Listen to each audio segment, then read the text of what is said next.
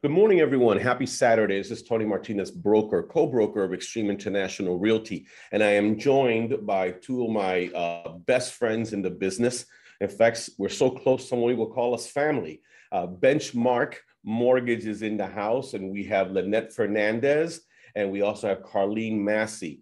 We're going to do a tag team situation here where we're going to cover two aspects of the home buying process, the real estate process, and then the financing process. So we're really excited about being able to bring it to you in this format because you're able to do it from the comfort of your own home. But buckle up, folks, because it's scheduled for 90 minutes. We're not going to keep you a minute over. We may even be finished less time, but we're not going to take out any content. We love for you to stick with us throughout the entire presentation because the content is that good and the situation is that critical out there in the market right now. So let me tell you a little bit about myself so you understand where I'm coming from. I am co-broker of Extreme International Realty. We are an independent real estate company with our main office in Davie, Florida. We also have 4 other locations. I have easily over 250 real estate professionals that we're blessed to call family here at Extreme. Chances are that you're on this call today because you were invited by one of these incredible professionals.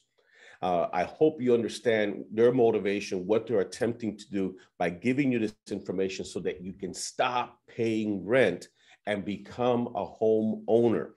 You'll have the opportunity, once this presentation is done, to reach out to that individual that invited you because they're looking forward to continuing the conversation with you. Here's what we're going to cover today.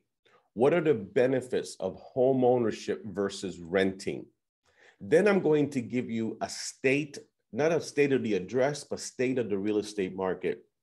And I will tell you right now, I'm not going to pull any punches. I'm not here to blow smoke and tell you that how easy and painless the process is of owning a home. I'm going to tell it to you like it is, what's going on in the market right now, and what challenges you're going to be facing if you want to become a homeowner. Now, I wouldn't do that if I didn't give you solutions, if I didn't give you a path to home ownership by partnering with the right people. We're going to discuss how the process begins, why a realtor is such a critical component in helping you achieve that dream of home ownership. And then I'm going to step out of the way. I'm going to turn it over to the ladies at Benchmark, and they're going to cover the money part because unless you're bringing cash to the table, and maybe you are, God bless you, you're going to need financing. And that part, I cannot explain. They will forget more about the financing part than I'll ever remember. So let's talk about owning versus renting. What are the advantages, okay? How about this? And this is a biggie. Your mortgage may actually be less than what you're paying in rent right now. It's no surprise that what's going on across the country, and especially in South Florida, is beyond ridiculous as far as what rental prices are. I feel terrible for folks in that situation. Every day we have folks come to us, they want to rent something. And the landlords now know that they have the upper hand. And the rents are so inflated, so incredibly inflated. And then you look at what people are paying for mortgages, and it's less than that amount. And, sometimes we use the tagline, stop making your landlord rich. And I am not anti-landlord at all. Listen, if it wasn't for landlords, many of us would never have had a place to live. They have a right, they've made an investment, and they're providing a place that we can call home for a period of time. But the money you are paying out every single month in rent is of zero benefit to you. You never see that money again. It doesn't make its way back into your pocket in the form of any tax advantages, any equity accumulated, or anything like that. It's just you're paying for the right to live in that property. There's a better way. There's absolutely a better way. Equity. That's the difference between what you owe on a property and what you could sell the property for, less any expenses associated with the sale. The whole point of home ownership but it's never a guarantee. And I need you folks, and I hope you're taking notes. Be leery, be very leery of any real estate professional that guarantees you appreciation in a real estate purchase. Is appreciation, meaning your home value goes up, something that is inherent in ownership? Yes. For just about every year in the past 40 or 50 years, we've had appreciation. But for those of you that were old enough to remember 2008, 9 and 10, we didn't have appreciation. We have massive depreciation. So what I always tell people is you buy a home because you need a place to live. And there's other benefits, of course. And one of the things that's traditionally a benefit is that home prices over time will increase. Now, have we seen a massive increase in appreciation over the past 2 years? Insane, insane. Upwards of almost 20% appreciation. And that's one of the challenges. That's one of the issues facing someone wanting to buy. Every month, it becomes less and less something that they can afford or qualify to do. The good news for you as potential homeowners is almost all industry experts are of the same mind that we are not going to continue to see those levels of appreciation. If we can get these home prices to at least slow down, maybe even stall, it's going to give you an opportunity to qualify and purchase that home. There are tremendous tax advantages. Now, I'm not an attorney, I'm not a tax professional. There's that disclaimer. But you know that when you have a home, the interest payments on that home are tax deductible. That's huge, right? The property taxes you pay on that property are tax deductible. That's huge. How much of your rent payment right now is tax deductible? Go ahead, I'll wait. Exactly. So keep this in mind. Everything starts to say, yeah, I get it. What about just the fact that it's your home? Aside from, there are homeowners associations that sometimes get a little bit too full of themselves, but if you want to, inside your home, if you want to paint it pink, purple, lavender, all in one, you don't have to worry, I got to ask the landlord if it's okay for me to hang, to nail something on the wall over here.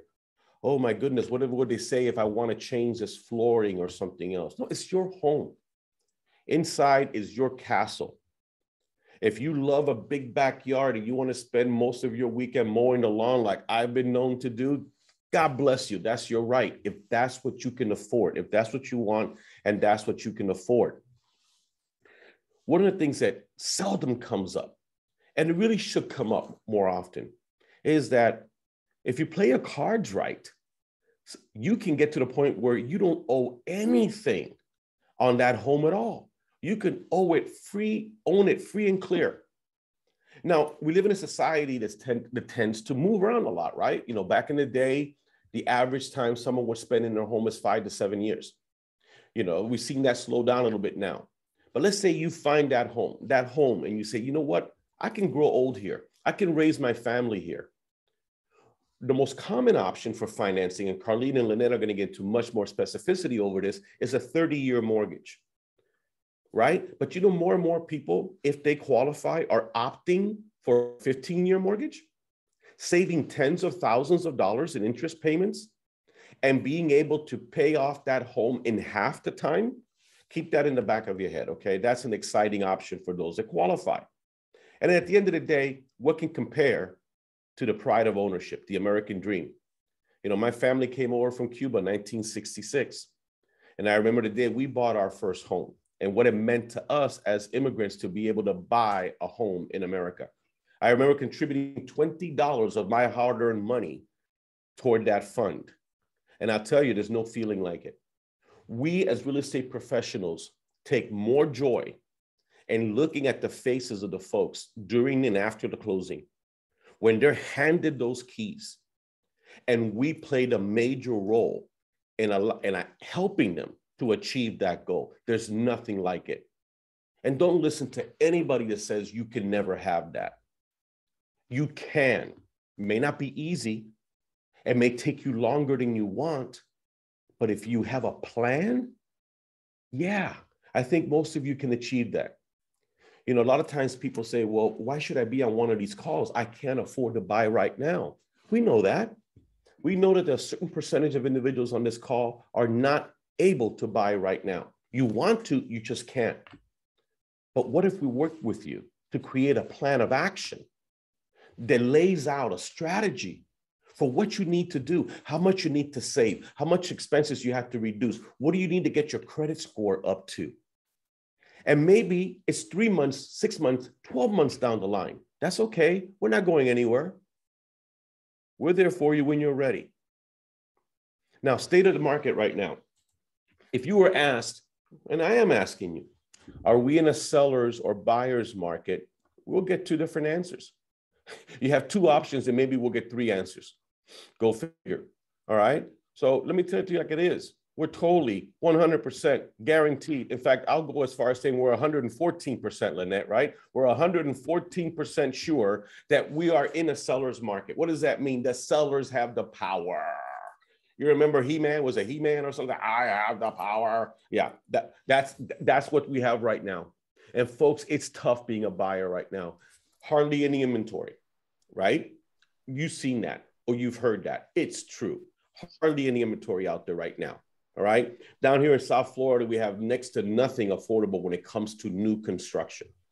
Sellers are feeling it right now. They're like, oh, I heard that you can buy a property now. I can sell my property now for significantly over appraised price. Now, think about this. There are people right now that are going into the market and to get their offer accepted are bidding $50,000 over the asking price, right? And in the old days, you could say, okay, well, listen, I'm okay because if it doesn't appraise, I don't have to go through with it. Well, folks, those days are pretty much gone because now the sellers require that you waive that right or that you agree to bring the difference. So let's say, for example, you sign a contract for $400,000 on $350,000 home. And all right, it's supposed to appraise at 400,000, but it only appraises at 350,000. You have to bring $50,000 cash to the table. You have to fulfill that end of the bargain.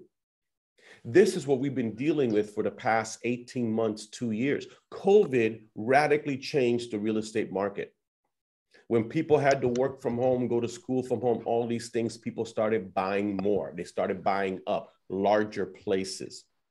Now, it's going to get a little bit potentially easier for you because we're going to see more inventory come on the market.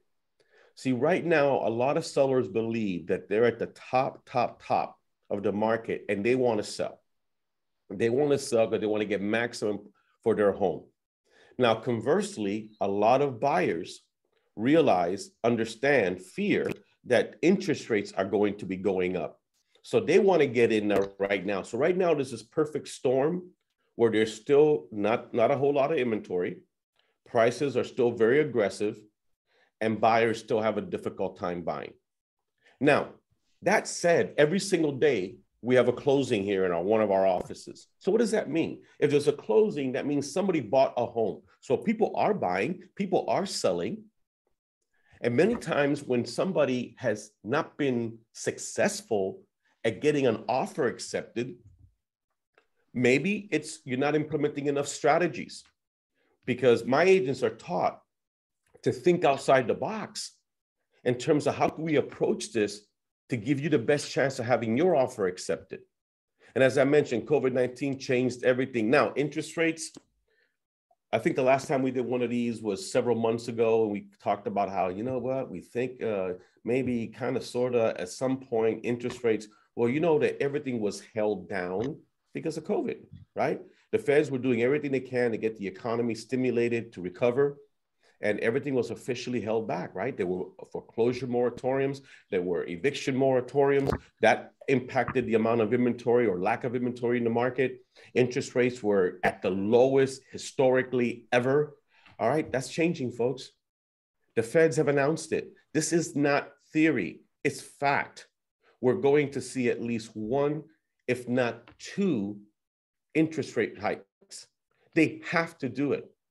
When you have 7.5% inflation, the highest in 40 years, they have to do something to cool this economy. So if you don't buy now and you decide to wait, now here's what I'm saying. I'm not saying you have no choice but to wait. If you have no choice but to wait because you're just not able to buy right now, don't feel bad about that. It is what it is. But if you could buy right now and you're thinking, hey, wait a minute, I'm going to wait till the market collapses because I'm Nostradamus. I have a crystal ball. I see real estate collapsing in the near future.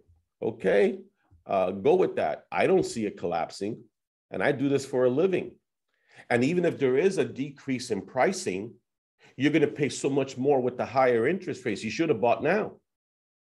Look, remember when I told you at the very beginning, I was going to tell it to you like it is? For all of you here, I've never met you. I may never have the pleasure of meeting you, but you deserve to hear it like it is, because there's plenty of people out there that don't want to offend, don't want to upset. Where a price is headed, I think they're going to stay climbing a little bit for a little bit longer, as I mentioned, because there's still very little inventory. There's still a lot of buyers that want to buy. And then there's sellers that are like, they're feeling cocky, right? As time goes on and interest rates go up, well, unfortunately, as interest rates go up, fewer people will be able to qualify for a loan. It's just a fact, right? Fewer people will be able to qualify. So that means fewer buyers. That means that there's less demand.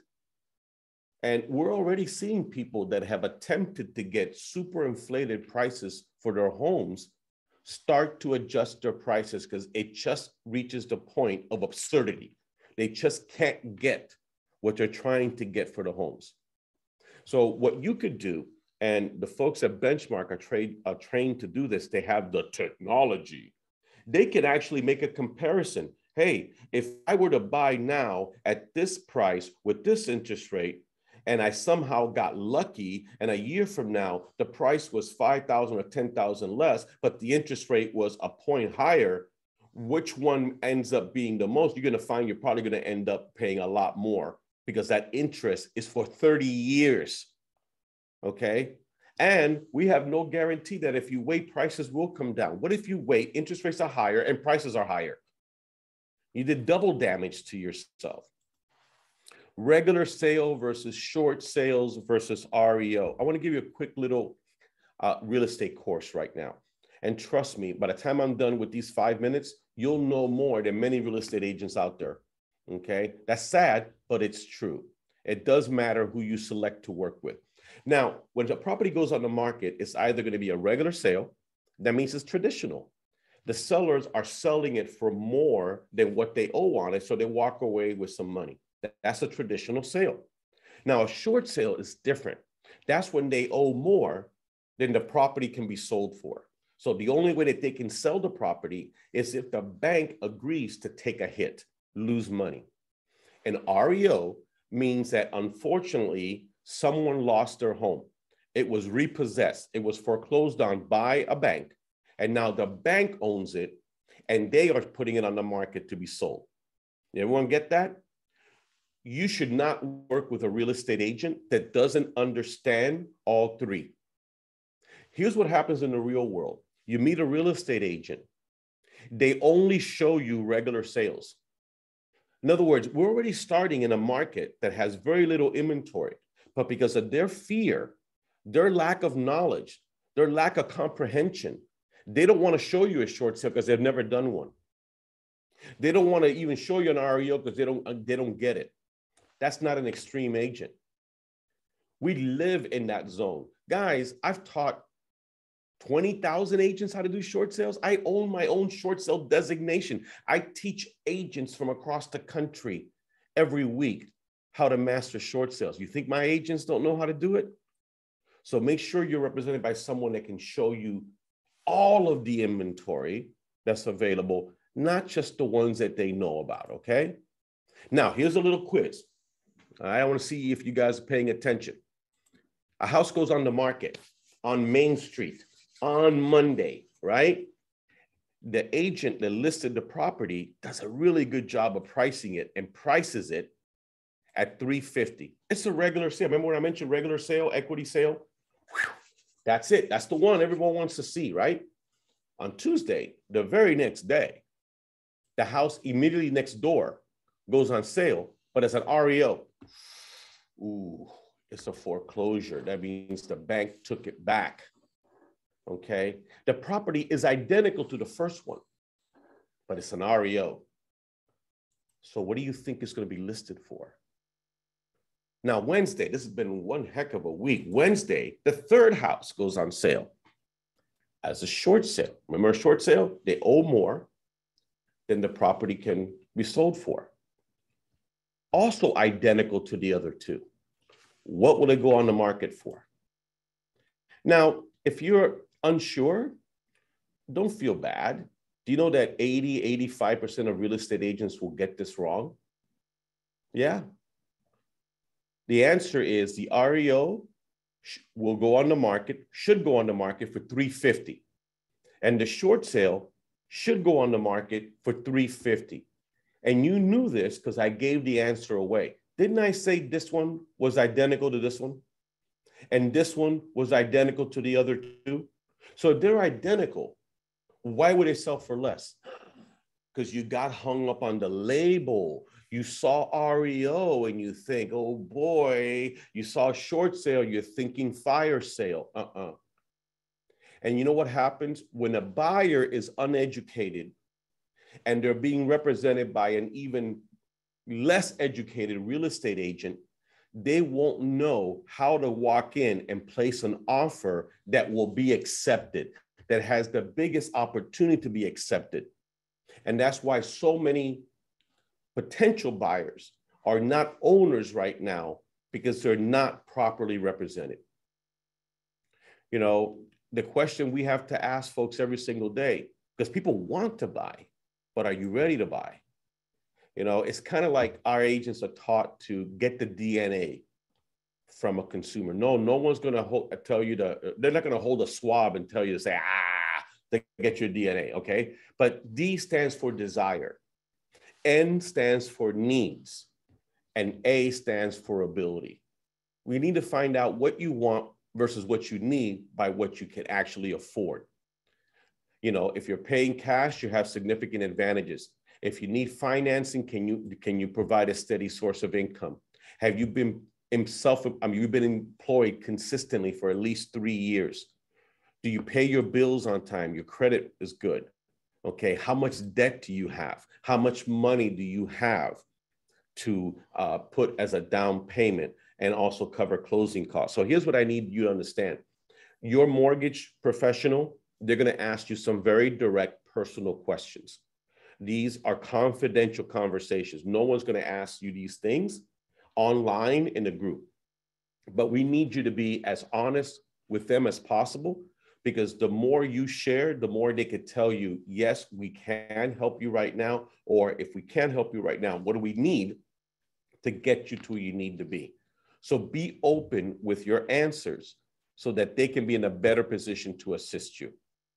You know, let's go ahead and say, I want to do this.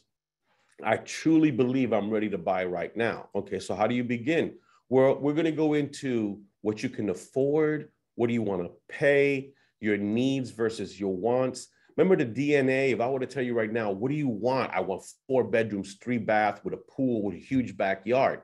Yes, that's what you want. I wanted to be 6'2". On a good day, I'm 5'8". Want versus the real thing is 2 different things, right? Maybe you don't need 4 bedrooms. Maybe you can get by with 3 for right now, and you can get by with 2 bathrooms. Maybe the yard doesn't have to have a football field in the back. Maybe the pool could come later. You know, there's this thing called a starter home. You got to get started somewhere, you know, and stay there for a while and build up your money and build up your credit, and then you can upgrade. That's how most of us have done it throughout the many years, right? Are you raising kids? So are the schools important to you? How about commuting? How far away are you willing to go? You know, some of the areas that people want to live in are the least affordable areas. And then we have to say, guys, I know it's going to be a drive, but if we're able to go a little bit further out, you have more options. And yeah, it may stink for a while having to drive that much, but when you get home, you're coming home to your house, right? That's the benefit to it. You're going to sacrifice, you're paying a price for that, but you're going to see the rewards.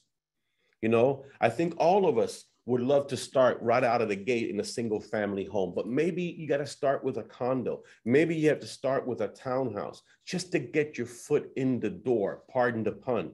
And then once you're in there, you can build on that. But one thing I got to tell you, you heard it here, you have to get pre-approved first. If financing is the only way to go for you, you have to get pre-approved first, because we as real estate agents, we're not even supposed to show you property that we can't prove you're able to buy. That is actually an unethical approach to our business.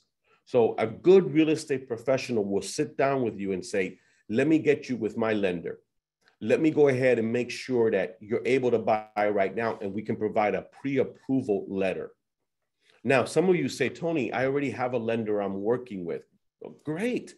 But I'm going to ask you to trust me. I know you haven't met me, but trust me. If anything I've said so far resonates and you say, man, this guy maybe knows what he's talking about, then listen to me on this. Get a second opinion. I don't care if you're working with ABC Mortgage Inc. and they spell Inc. I-N-K. That's a red flag, by the way. You should at least get a second opinion from my friends at Benchmark. Because look what will happen once you get a second opinion.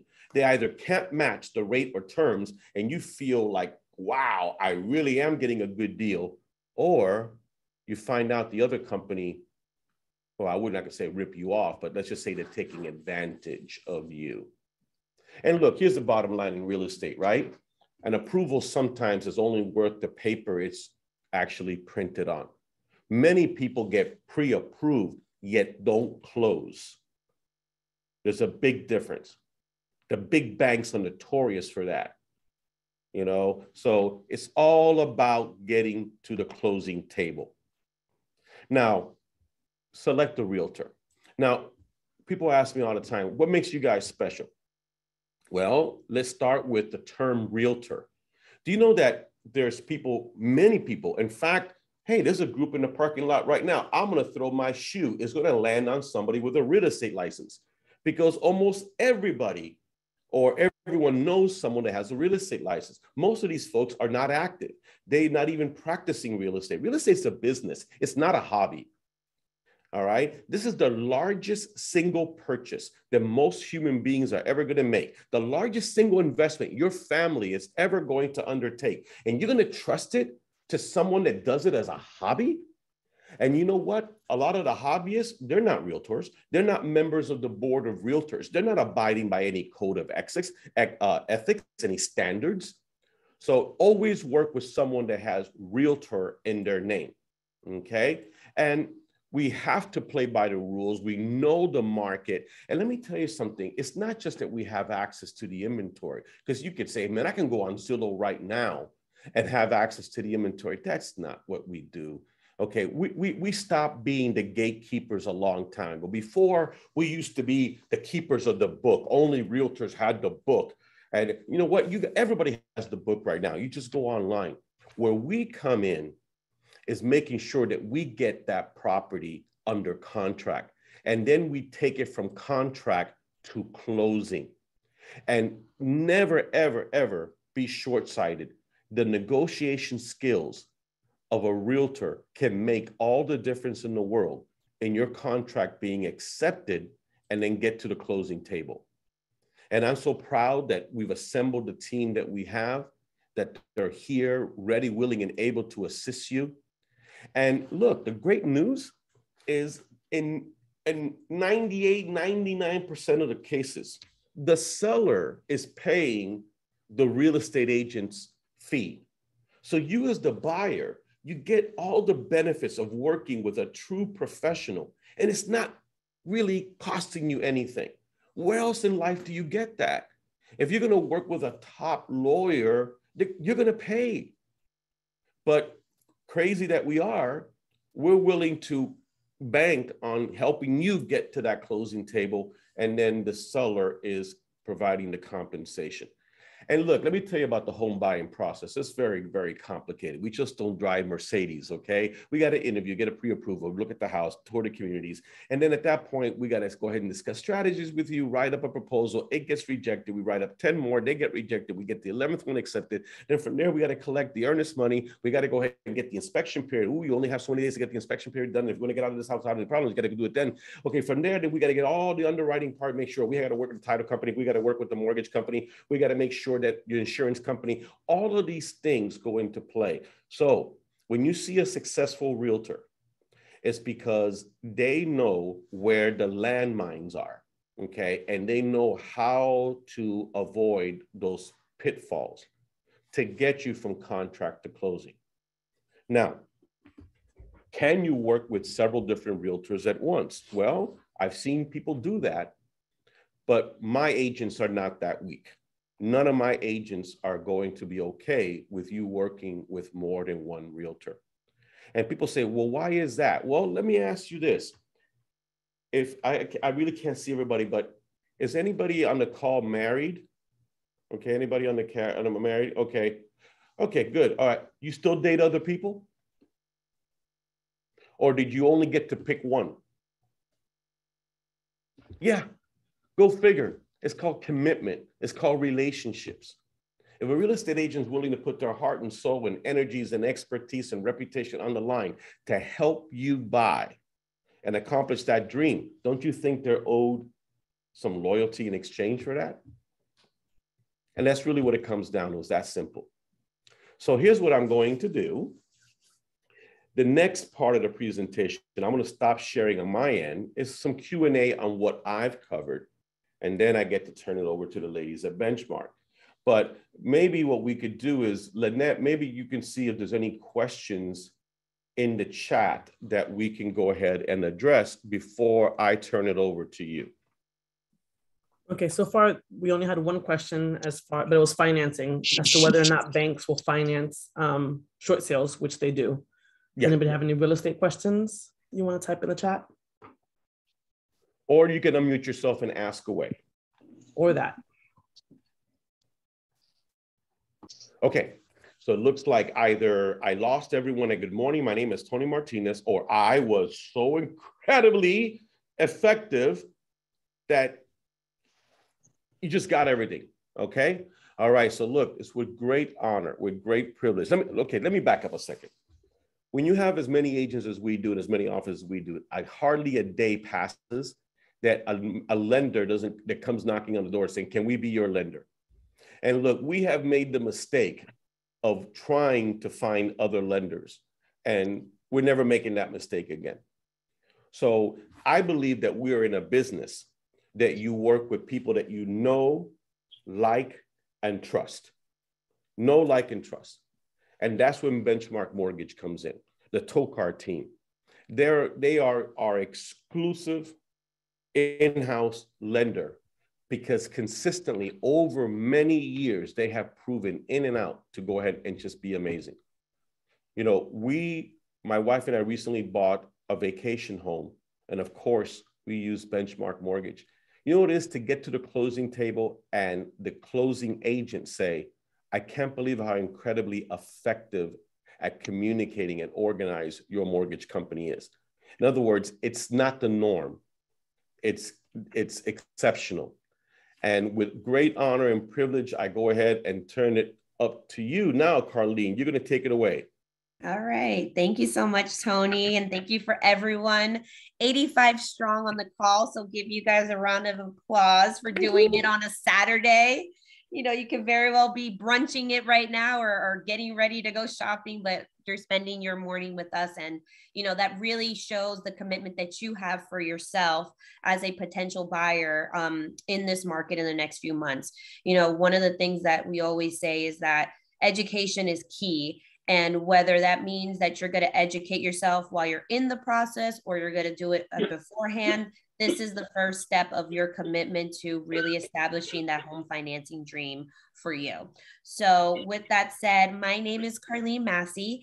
I am the Business Development Director for Benchmark throughout the entire state of Florida, specifically Southeast and Southwest. And with me, I also have Lynette Fernandez. She's on the call as well. And Hello. we also have Hi, and we also have another one of our loan officers, Jordan Oved, as well too, who's on the call. And really, how are you guys? We are just an extension of helping you with your financing needs. So a little bit about who we are and what I do. I've been in banking since 2003. I've seen it all. I've seen the rates at 7%. I was there when everyone was enjoying the booming market. And then I saw it come down to oblivion during the recession. And I saw how regulations and everything has shifted throughout the course of it. I've been with the Tokar team now almost 8 years. Danny and Ari are our branch managers, and they are fully committed along with everyone else here on the call to make sure that you feel that this transaction is not just a transaction. It is going to be a life commitment, and we want to be there for you even after you close. So whether it is we get you to the closing table, we want to know how we can help facilitate and provide any type of mortgage consultations even after the fact, because life does change and we want to make sure that we're your go-to people. I'll give Lynette a little bit of time to just, share her story as well and how she came aboard with us. I lost you, Lynette. Are you there? Okay. It helps if I unmute, I guess. I thought I had. Hi, everyone. Lynette here with Benchmark. Yeah, I've actually been in the mortgage industry since about 2004. Took a hiatus to have children and to be there for them. And then I'm back and I'm loving it. I've been working with Extreme Agents for about a year now. So I'm just very proud of what we've been able to accomplish during that time. And I'm excited about what's to come. Awesome. Thank you, Lynette. So what is Benchmark? What is Benchmark Mortgage? Who are we? What do we do business? Why should you guys pay attention to who we are or why we could help you? Very simple. So Benchmark Mortgage is a mortgage bank. All we do all day, every day is provide pre-approvals and mortgages for our buyers, whether it is that if you're buying a first-time home, a secondary home, an investment property, if you want to refinance, and even if you are in a position where you kind of have a lot of funkiness going on with your income, we can help provide solutions from a mortgage standpoint on that as well. Okay. If you have any questions, I meant to say this beforehand. If you have any questions about whatever I say, please feel free to type it into the chat. We have Lynette and Jordan on the call as well, so they can help answer those questions for you. But please, keep it. If we want, I'll answer all those questions at the end. But yes, please feel free to type those in. Okay. So what a mortgage bank is we're a direct lender. That means that we underwrite directly to the agencies that do the financing. That's Fannie Mae, Freddie Mac, FHA, VA, okay? They provide us with certain guidelines that we have to make sure that you guys hit on the checkmark list to make sure that we could, provide financing for you.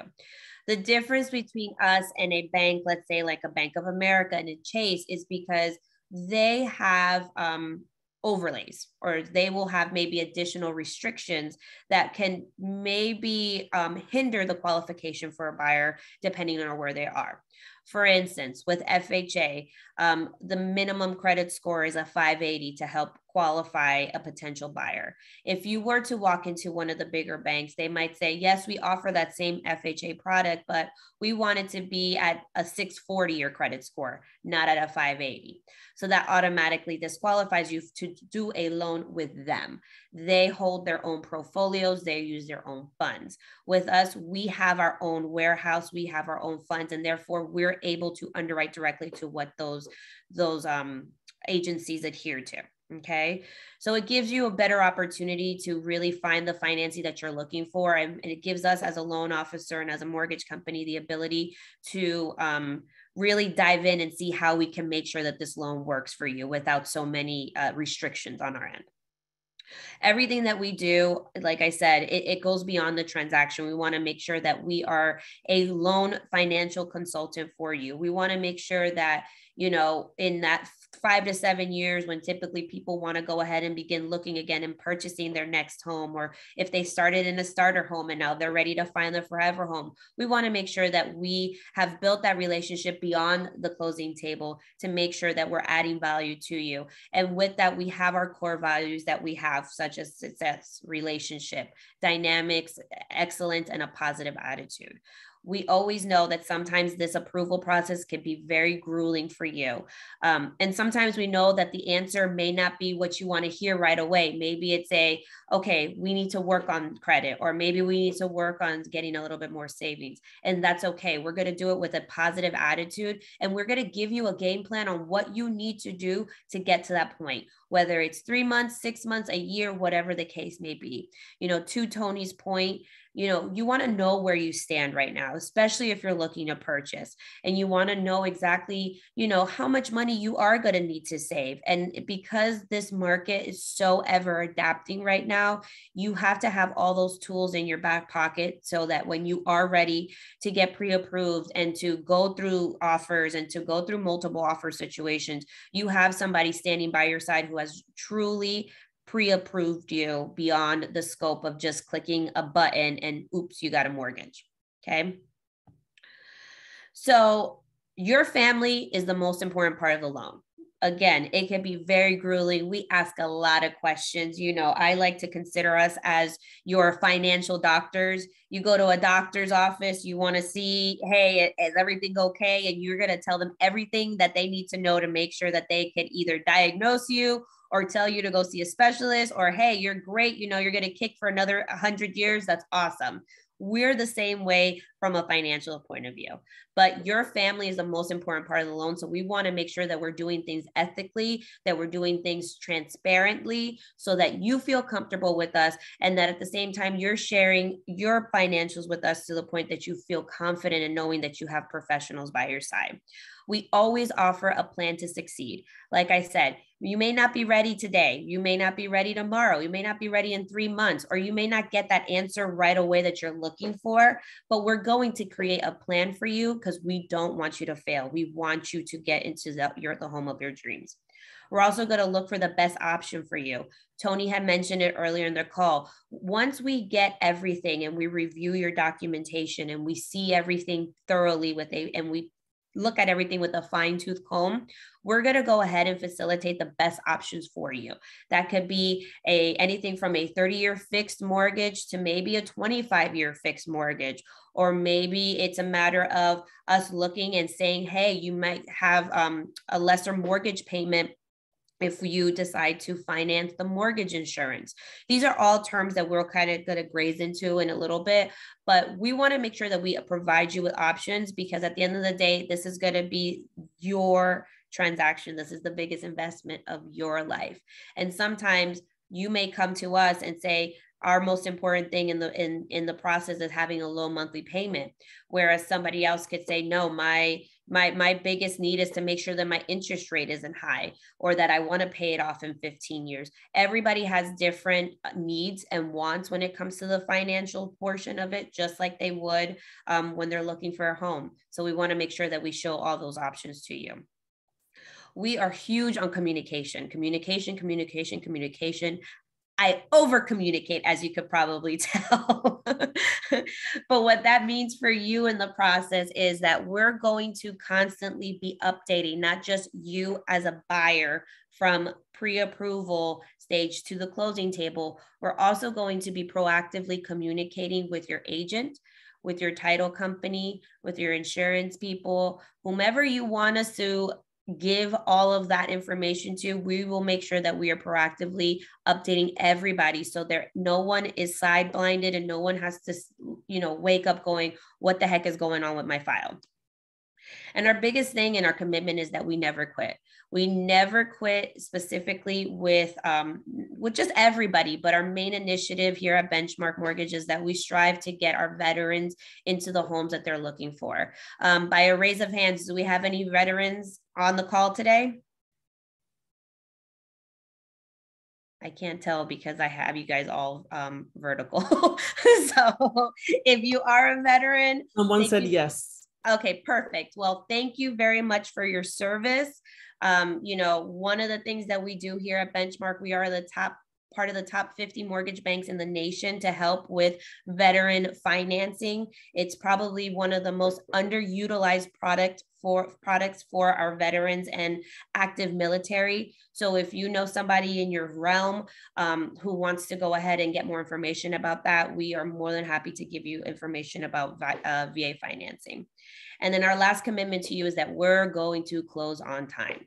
It doesn't matter if your contract says we're closing in 30 days, we're going to make sure that that we do everything within our power, within the financial piece, to make sure that your loan is ready to close on time. Okay. So what really matters to you? Let's get down to the nitty gritty, right? Y'all want to know how to get money going, what I need to do for a home, all that fun stuff, right? So in a survey that we've done in the past, these are the top 7 things that for a buyer, you guys want to know. What really matters to you? What's important to you in the mortgage process? The first thing is the payment, right? So a payment is comprised of 4, potentially 5 different areas. You have your principal and your interest, you have your taxes, and you have your insurance.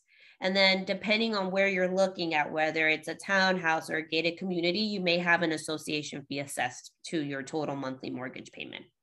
Your principal and interest will never change because that is going to be based off of your fixed interest rate and your loan amount. So that portion in your mortgage payment will never change. Insurance and taxes may change throughout the course of your mortgage payment, but that is only because taxes and insurance change. You may be 1 year in a zone where you don't have flood, and then FEMA comes and remaps everything, and now you're in a flood zone and you need to get flood insurance. So those 2 variables will constantly change, not a lot, but throughout the course of your tenure to paying for your mortgage, that's something that will change. As well as when we're doing your pre-approvals and your loan estimates, we're always going to see that we're going to estimate that at those 2 areas because we don't really know what that's going to be once you close. Associations are paid for to the association, but we will tally it into our spectrum, especially when we're doing an analysis for you. We want to make sure that you could afford your home. Okay. If you make $5,000, that doesn't mean that you are going to afford a $5,000 payment. The banks, we all know the recession has taught us that we need to live, right? We can't just utilize our paychecks to pay for a home. So we go based off of something called debt to income ratios.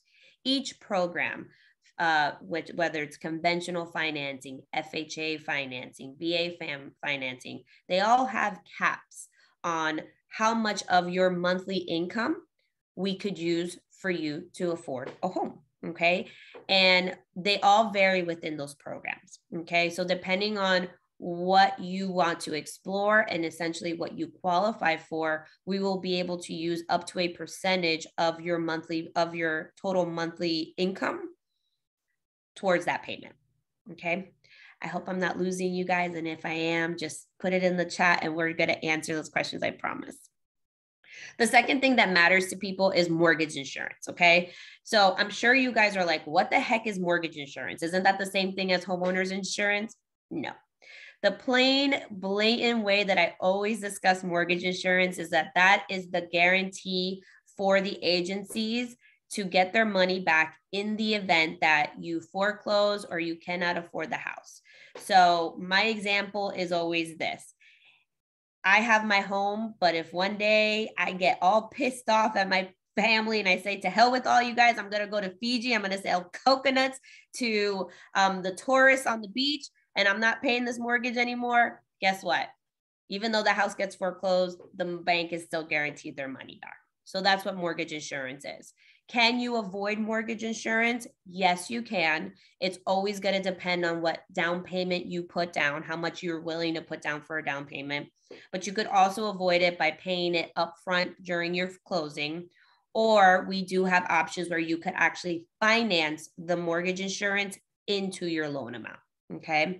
So there are options to semi get away with them or fully get away with it. And that's a conversation that when you're ready to begin your pre-approval process, you want to make sure that you ask your loan officer. Down payment. Down payment is a big factor for for many of our buyers. Okay. And you hear a lot of stories, it's always kind of the myth that people have to collect up to 20% of their down payment in order for them to buy a house. That's not the case. Okay. Yes, you can. And in doing so, you will alleviate other factors such as, escrowing and all that fun stuff. And obviously you'll get a lower loan amount, but you don't need 20% down to buy a house. Okay. FHA requires 3.5% of that down payment. Okay. Based off of the sales price of the house. So for instance, if you find a home and the sales price is $350,000, that means that as a down payment for an FHA loan at 3.5% down, you would need approximately $12,250. That's just for down payment. Okay.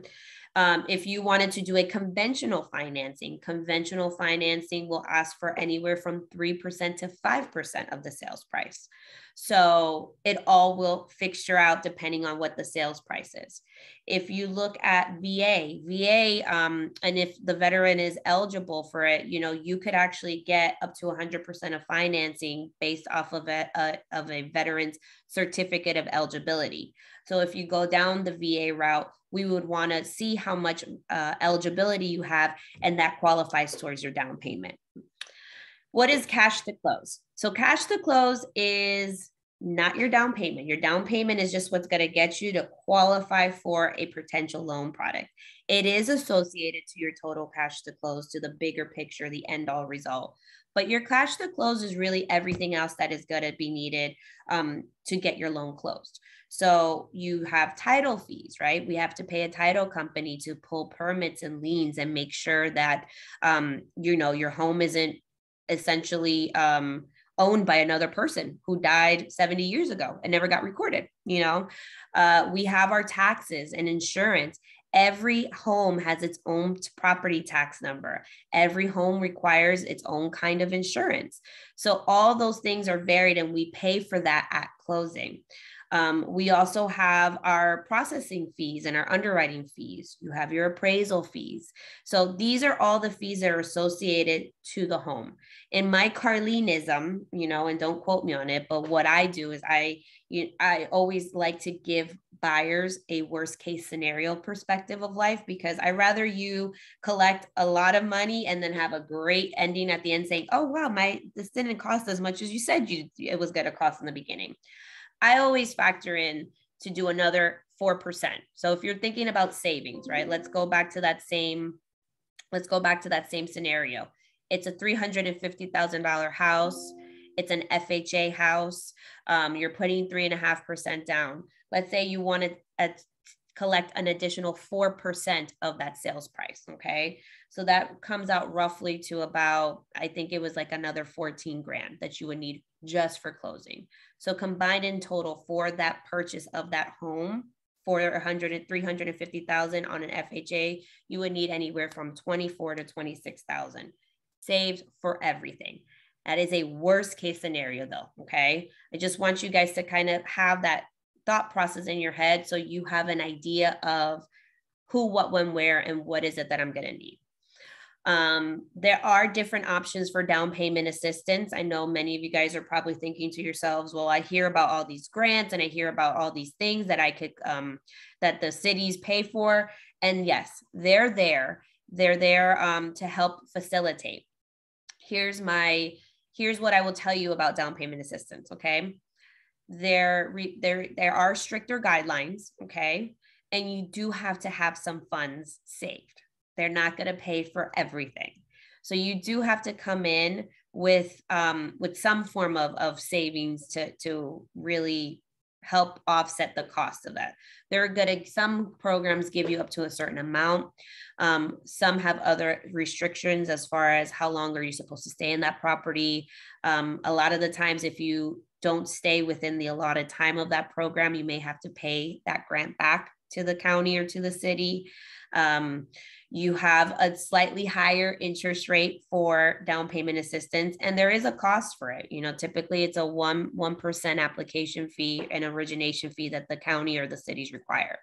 So when they say free money, remember what they say, and nothing in this world is free. So there's always a cost of doing business at some point. But if you need a couple of, you know, that kind of cushion to help offset it, I've seen it be very successful for some buyers. I've seen it not successful for some buyers. I've literally have had buyers that say, hey, I want a down payment assistance program, Carlene. What can I do? You know, and I show them a regular financing option. I show them an option with the down payment assistance, and behold, they can figure out a way to either get that money that they're going to get from that down payment assistance, whether it's through a 401k, through a gift, whatever. So, you know, that's something just to keep in mind with down payment and your cash to close. Interest rates are going to vary. Tony touched on it. The interest rates are rising. Okay. Just to give you a little bit of perspective though. Okay. They're still very, very historically low. When I started in banking, the interest rates were anywhere from 6 to 7%. And that was back in 2003. Okay. They dropped considerably after the recession. Back in 2019, the rates were already going up. And a lot of things factor in to the interest rates. It's not just that they feel like raising it. Economic impact for our nation takes a precedence.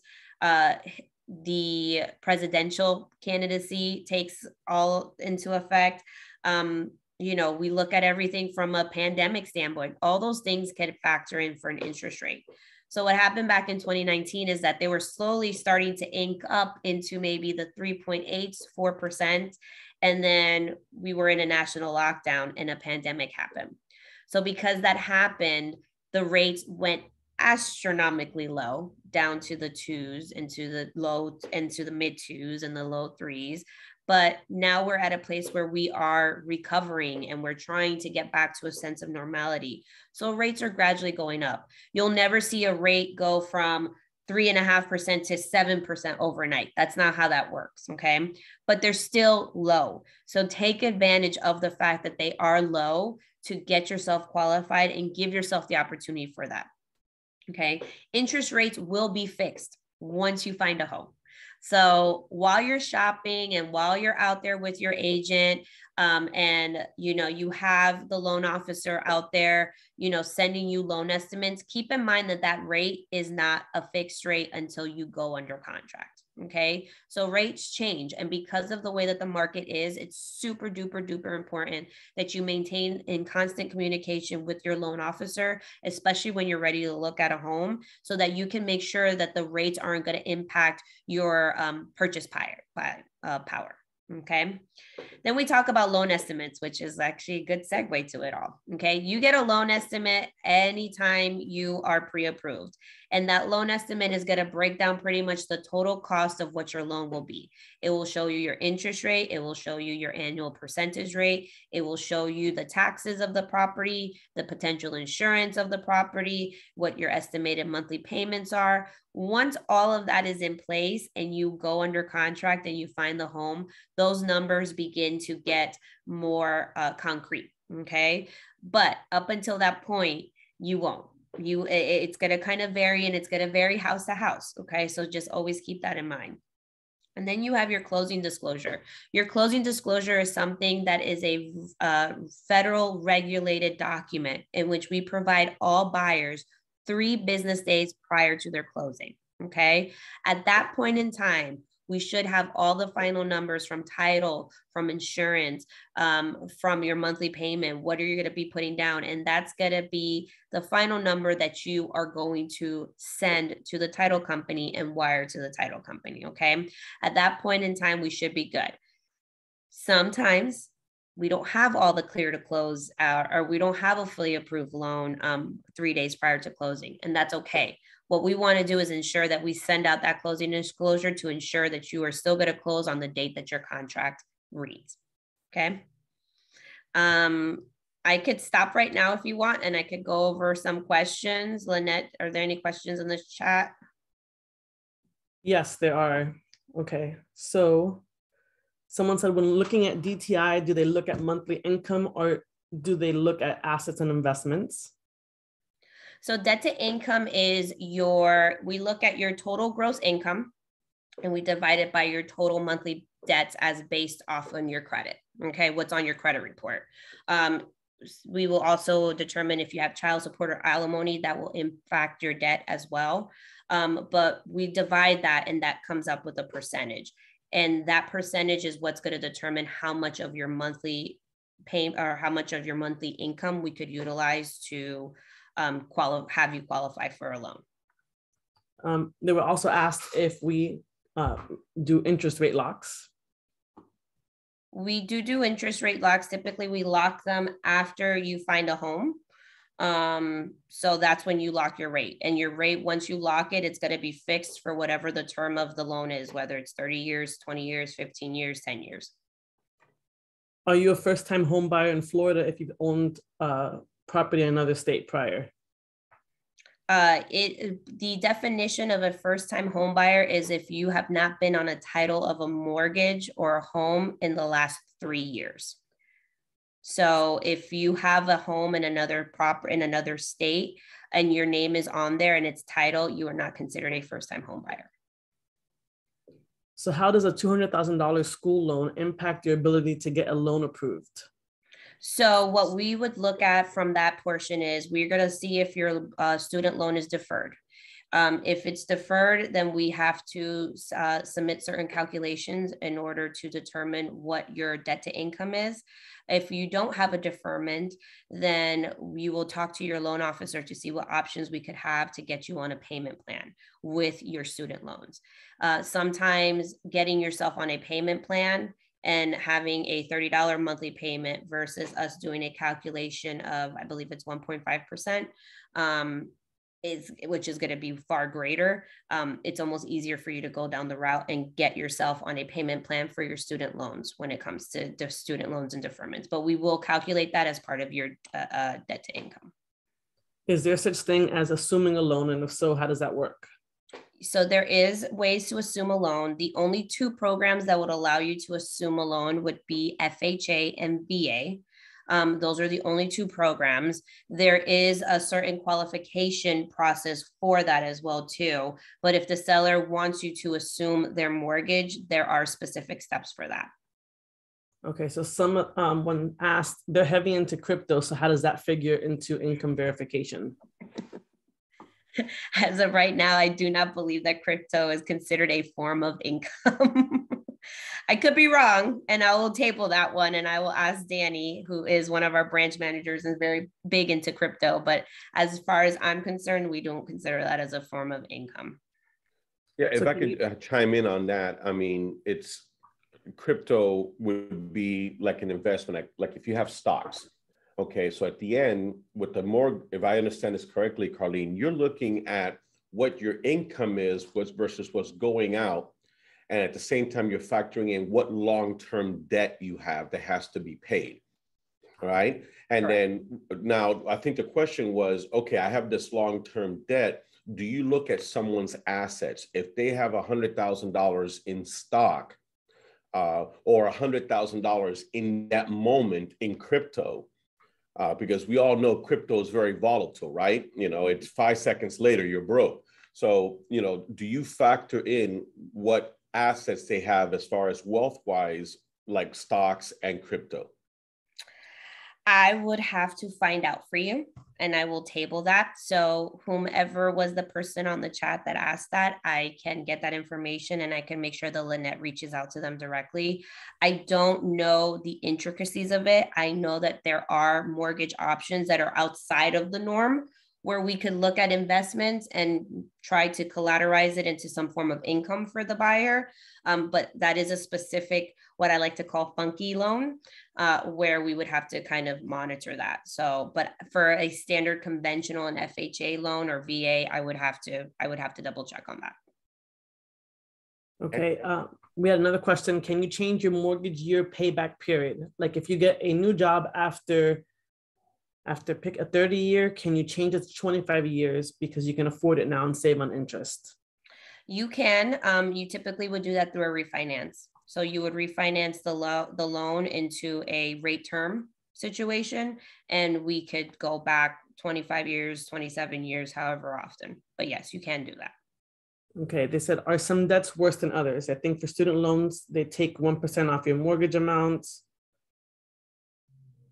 I'm sorry? Student loans. I didn't understand that. So basically, which debts are worse to have, or do they all sort of count equally? Like when it comes to like student loans and everything else? I mean, so when we look at credit, okay, different debts are going to be way different based off of your credit report. There really isn't a worse debt versus another. I would say it's more on the credit history that you have for each one of your debts and how you've been able to maintain it. So when we analyze credit, we're going to look at your history and we're going to look at your payments. We want to make sure that you're making your payments on time and that you have a specific amount of time with actual debt. You know, people that are, you know, of the school of I buy everything in cash and I don't have any credit, that sometimes impacts them in a negative way because we don't have any history to go off of. From a bank's perspective, we look at credit and we analyze credit because we want to make sure that you can afford a debt, a big debt, right? And a big investment, and that you're going to be able to pay it on time. So there really isn't a weight on student loans versus credit card debt versus child support. Like we don't look at it. What we look at it is how much do you owe? Are you making those payments on time? And what we could do to make sure that it's not going to negatively impact your investment with the bank. Okay, so do we offer loans for manufactured homes? We do. The land has to be owned and it has to be a part of the mobile home and the purchase of it. It cannot be rented or it cannot be leased, the land. If someone's employed as an Uber driver, can that income help qualify? It all depends on how long you've been an Uber driver. So for all of my 1099 folks that are on the call or self-employed, what's super duper important for you to remember, and I'm not an accountant, but if you're ready to take the leap of purchasing a home, you need to let your accountant know that you're buying a home. Because what we look at from a financial point of view, when we're analyzing your income, especially if you're self-employed or 1099, is we're going to look at the average 2-year income that you have reported, not your gross, your net. So after all the deductions, after you write off everything, whatever that net income is, that's going to be what we're going to do our income calculations based off of. Typically, it's a 2-year tax return that we see that. If you are self-employed and you've been self-employed for over 5 years, there is a program where we just look at your most recent 1-year tax return history. But typically on average, we look at 2 years history. So if you've been an Uber driver for more than 2 years and you've declared income for 2 years on your taxes as an Uber driver, we're going to look at the net income that you have submitted. So if you know that you're going to be purchasing a home this year and you know that the majority of your income has come through Uber, you need to have that conversation with your CPA. Let them know, hey, I'm thinking about buying a house. What is the most that I can show as far as income without me negatively having to pay back the IRS? Okay. There's a saying that goes, you could screw the IRS or the bank, but you can't do it both at the same time. Mm-hmm. So you want to be mindful of that when you are out there as a self-employed or 1099 borrower. Okay, we had another question about crypto, but I think if anyone has any questions about crypto and how to use that income, you can definitely reach out via email or give us a call, and then we'll do the research to get that information to you. Right, and I have Jordan on the call. And you guys. Yeah. So the crypto thing, obviously, you guys know, is very niched and kind of a new thing. And there's a ton of new laws now that are taxing people, depending on how much they make per year, how much they lost. That being said, crypto is a form of taxable income if you guys are liquidating on a monthly basis.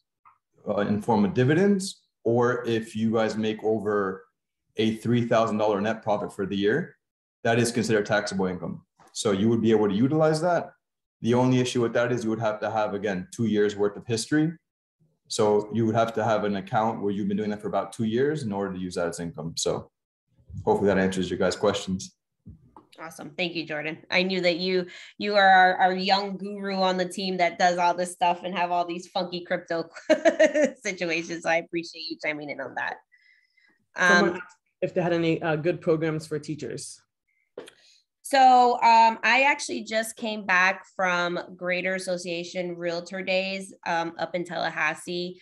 I will tell you that there are some first-time responders and teacher programs that we have within Extreme, we have helped as far as like offsetting some closing costs and getting some credits for all that stuff. From a grander scheme of things, right now, Tallahassee is really going after billing a new bill for our teachers and our nurses and our first responders to help with home ownership. So from a broad perspective, they are working on trying to get a really good loan program out there for our teachers and our first responders and nurses. From a micro level here within Benchmark and Extreme, we have a program where we help with some of the closing costs. And yeah, let me chime in on that, Carly, as a segue. We have a program called the Heroes Program. And if you are a first responders, if you are a teacher, if you are military, ex-military and all that, you may qualify. Again, we have to ask some questions. We want to make sure in what capacity you're doing this. Then if in fact you qualify, we can offer you a sort of a rebate that can be used toward your closing costs. And we're happy to do that because we're so appreciative of what you do every single day or did on behalf of our community and our country. It's imperative that if you feel or you believe that you qualify for that, just reach out to the Extreme sales associate that invited you on the call, and we can provide you more information. But we've been honored to do that on many occasions to help people get into their home. Awesome. Now, I saw another question here about renting to own. It doesn't happen that often. It's really not a situation that's beneficial in the market that we're in right now. Think of it this way: a lease to own, the landlord has all the advantages and the renter very little. And we can't really get into a lot of specificity here, but in this market, sellers are going to be very hesitant to lock in a price that you can buy the home in 2 or 3 years. They're like saying, wait a minute, why would I lock it in? So then they're saying, well, I'll do it if you agree to do an appraisal at the time that you're able to buy the home. Well, what advantage does that give you? You're still buying at appraised price. And people say, well, yeah, but if I do that, maybe a certain percentage of my rent payment can be applied towards, say, the purchase. Yeah, but typically when a landlord does that, they inflate the price. Many times, if the rental would have been $1,500, you might be paying $1,600 or $1,700 a month, so that there's a little bit of a cushion there that they could apply. And then the worst part is, if you don't do it in the time frame that you agreed to, you don't get any of that money back. So for all those reasons and more, usually renting to own is not a viable option. There are some programs out there, and again, talk to the Extreme professional. There are programs out there where these big entities will go and buy the home cash, and they're already buying the home cash with an agreement in place to already rent it to someone that would be able to buy it at a predetermined percentage within a certain period of time. That's different. And if that's something you think you may be interested in, then you need to speak to the Extreme professional, and I'll make sure that they get that information to see if you qualify for that program. Awesome. Any other questions? I'll run through these next few slides pretty quickly. I know that we are running short on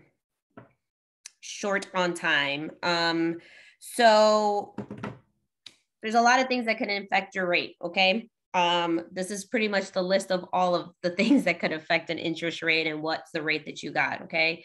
I will tell you this, everyone's financial position is very different. So one of the biggest things that happen, especially if you're a first-time home buyer, and it's not because you do it intentionally, it's just because, this is the biggest investment of your life. So you ask the advice of your parents or your best friend or your cousin. And I tell people all the time, not everyone's financial picture is the same. And the way that a person purchased a house 2 years ago is not going to have the same guidelines or the same factors as it would today, as it will 6 months from now. So as a buyer, be very vigilant of being open to hearing the right information and finding out ways to find it, okay? Twitter and Facebook aren't going to give you the prices of everything.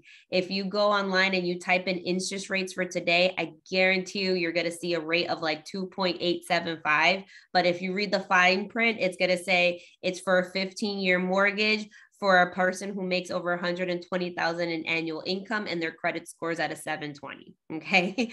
So, and no one reads the fine print. Okay. So for you to understand what interest rates and how it could affect you. Okay. The first thing is going to be your credit. Credit will be a determining factor as to where your interest rate will fall. Also, something else is the loan amount. Okay. When you have a loan amount that's a lower loan amount, the bank looks at it as a risk, okay? Is a buyer more at risk to walk away from a loan of $300,000 versus a loan that's $30,000, okay? So your loan amount will affect the interest rate. The type of property that you're purchasing, whether it's a condo has a lot of other different legalities, and there's a different way to analyze not just the buyer, but the condo association. So those rates may be a little bit higher than if you were to purchase a townhouse or, a single family home. If you're purchasing an investment home or a second home, those are all factors in as well that could affect your interest rate. So those are the top 3 things. I mean, yes, all of the things that I have listed here, it also plays a huge part of it, but those are the main 3 objections and the main talking points that you want to remember when it comes to rate. I would also very much encourage, and I'll put it in the chat, that if you want to get any up-to-date information about mortgages and what's going on in our financial world, FHA.gov is a great resource. FannieMae.org is another great resource just for you to be up to date on what's really happening in the market of lending. I'm going to skip this next slide and go ahead and before you look for a home. Yes. So before you look for a home, there's a couple key different things. Like Tony and Carlene have already referenced, whether or not you think you're ready now or something for the future. You can start by going to the following link. It's LynetteMFernandez.flowify.com. You can take a screenshot and I'll put it in the chat later on. Basically, you take about 20 to 30 minutes to fill out an application with your basic information. And then what we'll do is between the application and the requested docs, we'll take a look at your file and do a complete analysis to see sort of where you're at or where you need to be. And then during the process too, once we do that and we sort of know where you're at financially and sort of what you can afford, then you can begin to work with your realtor to identify maybe a few key properties. And then what we do is doing all this, we're communicating. So you can go ahead and send us the property information and we'll give you payment examples. We'll take a look and see what the HOA is, if there is one, sort of where we're at with taxes and insurance. And we'll give you a general idea as to what it is you're looking for as far as a monthly payment to see whether or not, you want to go ahead and make an offer on that home and if you can afford it. So those are some of the key things there. And if you can go to the next slide, I'm going to go briefly and hopefully not too quickly into sort of what the loan process looks like. So again, you start off with your basic information. We said about 20 to 30 minutes to fill it out. We're looking at your name, employment information, your assets, sort of what you're looking at as far as a property so we can help identify the best program for you. You can go ahead and upload all your documents. Like Carlene mentioned, we're very good about communicating. So whether it's directly with me or through a portal, you have easy access to your loan and sort of what stage you're at and what's been done. So you can upload your documents through there, or if you feel more comfortable and you want me to upload them for you, you can email them directly to me. My email address is there. It's Lynette.Fernandez@benchmark.us. Once we analyze the file, we get your pre-approval letter. We'll send that to you. We'll send it to your realtor as well. And then at that point, you're going to work with your Extreme Realtor to find your dream home. Once you find your home, your offer has been accepted and we have an executed signed contract, you'll get that over to me, and then I sort of jump back in there again.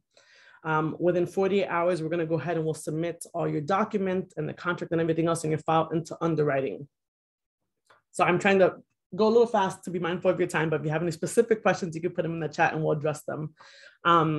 So once that's happening, you guys are going to go ahead and do your home inspection. And then once you guys are ready to move forward, you're going to let us know. We're going to get appraisal ordered. We're going to get title done at that same time. Within 5 days, we'd really like you guys to have or supply us with your insurance information.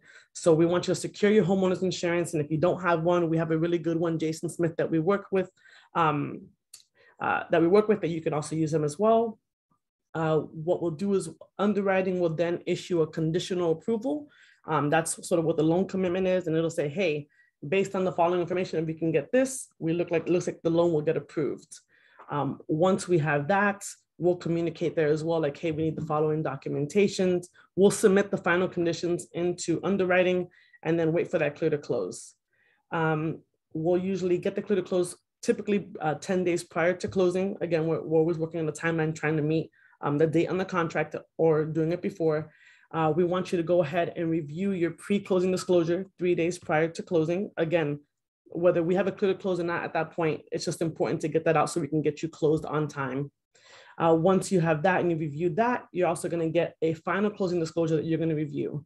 Once you get that final closing disclosure, we want you, and everything's done, reviewed, we want you to go ahead and start wiring those funds to the title company ASAP to avoid any delays. And at that point, you're going to go into closing, you're going to sign all the documents, and then you're a homeowner. Great job, Lynette. Let me take a couple of questions here that are real estate related. Really good ones. This is by far the most interactive group we've ever had. Okay, so Matt here, is there a difference from buying regular sale, short sale, or REO? Sounds like maybe the type of sale doesn't affect you as buyers. It actually does. And here's why. For example, the scenario I gave you was not a typical one. It was to make a point, right? Normally, the properties are not in identical condition, and REO could be, since it was foreclosed on, could be in very, very bad condition. Short sales usually aren't as bad. Financing also depends upon the house appraising and passing the inspection that it is safe to loan on. So there are certain properties that by their very nature, you can't get financing on because of the condition of the property. That's why working with the realtor needs to understand, hey, look, you're using FHA financing. Given the condition of this property, it's not going to work. The other thing is timing. You know, a short sale, you can't go on a contract and say, I need you to close in 30 or 45 days so we can be in our home when school starts. No, we have zero control over when that property is going to close. It does impact whether you are really an ideal candidate for that property or not. And this is typically examined during a buyer consultation. My agents are trained to have a buyer consultation with everyone to go ahead and make sure that we're only showing you properties that you really can bid on. Another great question that was asked is, how can you reverse the leverage a little bit? So as a buyer, you can stand a little bit better chance of getting your property accepted. Well, obviously, don't go in lowballing. I mean, that's something that happens all the time. This is why it's so critical that a skilled agent go ahead and say, this is not the kind of market that if the property, they're asking $350, you're going to say, we'll throw $340 at them and see what they're going to think. The other thing is financing is important. You know, are you pre-approved? Do you have a DU, desktop underwriting? You guys, I know what you're thinking, Carlene. You're thinking about the class that I said, do you have a DUI? And I'm never going to live that down. I had to correct myself. I go, no, folks, we don't want you to have that. If you have that, that's your business. It's called desktop underwriting. It's a higher level of scrutiny. There are a lot of agents out there right now and sellers that will say, listen, don't bring me an offer if it's not accompanied, and it's not enough with just having a pre-approval. It's got to have a DU, meaning that they've already looked into the finances and verified assets and income and everything else. So have your financing as tight and complete as possible. Proof of funds, have as little contingencies as possible, have the shortest possible inspection period. Sometimes you do have to be able to be willing to bring additional cash to closing if that's what it takes. These are all the strategies that a good realtor is going to discuss with you before even showing you property, but definitely before attempting to make an offer on the property. I know we're running out of time. Do you see any other questions that we need to address here, Lynette? I know that somebody here asked what the difference between a HELOC and a home equity loan is. Let's see here. Yes, somebody did ask that. Okay, so a HELOC and a HE loan, they're second mortgages typically on your primary mortgage. So when you already own your home and you are ready to take out some equity from the home itself, you could go through that route and go ahead and either get a home equity line of credit or a home equity loan. The difference between a HELOC or a home equity line of credit is that it's a variable rate. So it's constantly fluctuating based off of the market, okay? I like to consider those as a big credit card against your house, okay? Typically, both loans are 15-year terms. They do have a balloon payment at the end of the year. And after a certain amount of time, you could take money. So like, for instance, with a line of credit, typically most banks will let you utilize it for up to 10 years. And then it gives you 5 years to pay it off. And then your last payment, whatever is owed, you have to do one balloon payment. For a home equity loan, they really just, again, it's the same concept. You're going to use money from the equity of your home, but they give you one large lump sum and you are paying on that loan for 10 years, whether you want to do principal and interest. Typically, it's just interest only. It's really, again, going to be based off of the financial institution and what their requirements are for it. We don't have those. We do refinances. And what a refinance is that you're pretty much taking the same concept. You're taking equity out of your home, but you're utilizing it into one large loan again. So you don't have a second lien on your home. It's just still that one mortgage lien that you have as a primary financing. So those work after the fact. Okay. You want to use home equity lines of credits and stuff of that nature. You know, when you're having a life event, you know, if you have a child that's about to go to college, or maybe you are going to be downsizing, or, you know, maybe you want to do some remodeling, that's really when those HELOCs and those refinances come into play. Someone also asked about being I'm sorry. Let me take this one real quick because I know we're out of time, but I'd like to give one more question to Carlene, and then I need to wrap up and with a couple of key announcements, please. It was asked, do you offer any loans for fixer-uppers? And is it for a first-time buyer? Isn't there an FHA program? I think it's called 245 something or other. So we do have fixer-upper loans. Those are your home renovation loans, and we do offer those products. It's actually a product that is becoming more and more utilized in the course of the last 2 years, especially because of the pandemic, and people are, you know, in their house more, doing a lot of these more remote jobs and doing remote Zooms. So those renovation loans are offered via FHA or Fannie Mae. What it is it's really just if you have a concept and you have a vision, and, you know, not to get on a tangent because that's its own other little program of the world, but you could go ahead and really use those renovation loans for anything, whether it's to update a kitchen. If you see a house and you're like, okay, everything's great, I love the location, I love where it is, it's great for my kids, but the kitchen is not what I want. But if you have that vision and you want to go for it, we do offer that. You essentially finance the renovation into your loan amount. FHA has it called a 203K loan, and I think that's what you're referring to, which is which is their version of the renovation loan. And the biggest conception for FHA, yes, FHA products are out there. Everyone thinks that because you're a first-time home buyer, you're going to go FHA. That is not the case. The only thing that it means, it's your Federal Housing Agency. That's what FHA stands for. It's not first-time home buying agency. It's not any of that. It's just literally what is backing up the funds to provide homeowners. An FHA loan is backed up by the government and the government agency. That's who guarantees the money for our buyers. If you went conventional, all it means is that Fannie Mae, it's its own standalone person, and that's who that bank is who's facilitating and backing the money for buyers to finance. So you don't have to go FHA if you're a first-time home buyer. Sometimes people qualify better going conventional to FHA. I was one of those people when I first bought my townhouse back in 2015. I thought that I needed to go FHA because that was my conception.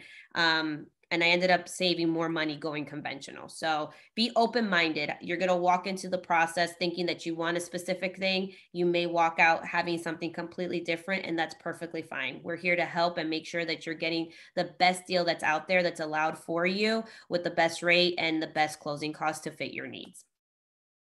All right, folks. So listen, I know the questions could go on and on. I know this one here, so there's no benefit to FHA. Yes, FHA is more forgiving. FHA is more lenient when it comes to debt to income ratio, credit scores, and everything else. So yeah, there are some folks that need to go FHA based on their situation. But here's what we're going to do. We're going to finish off. I just want to make sure that you know what to do next, because now it's all about now what, right? First thing is you see Lynette's contact information there on the screen. If you want to reach out to Lynette, she's standing by. Let's go ahead and get those additional questions answered. Reach out to the real estate agent that invited you onto the call. If you are on the call, not because any one of my agents invited you, but you saw one of our advertisement, then I would love to go ahead and have the opportunity to match you up with a professional that can help you. Please call this number, 954-530-0211. That's 954-530-0211. Only call that number if you do not have a direct person that invited you onto the call. Call the agent that invited you.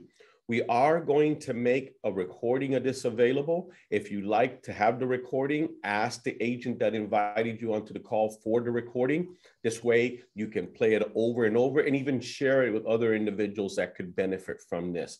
I'd like to thank all of you for your time and attention. I know it's a gorgeous day out there, but I believe that this was valuable. The information was spot on. Carlene, Lynette, thank you. You guys were unbelievable as always. And folks, never give up on your dreams. Let's work together to help them get fulfilled. Thank you so very much. Have a blessed day. Take care. Bye, guys.